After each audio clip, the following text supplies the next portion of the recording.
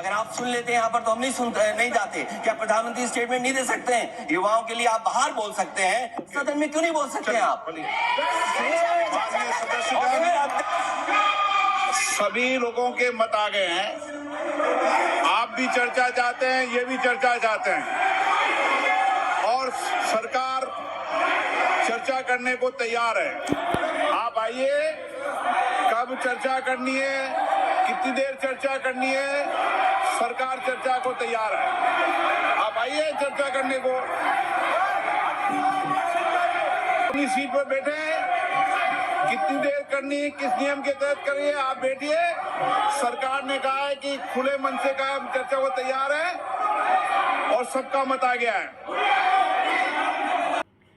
कृपया सभी राज्य के शिक्षा मंत्री को भी इस चर्चा में बुलाया जाए और वरिष्ठ शिक्षक अधिकारी को भी इस चर्चा में शामिल किया जाए।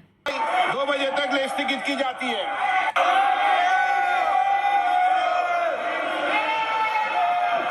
Education minister should be resigned.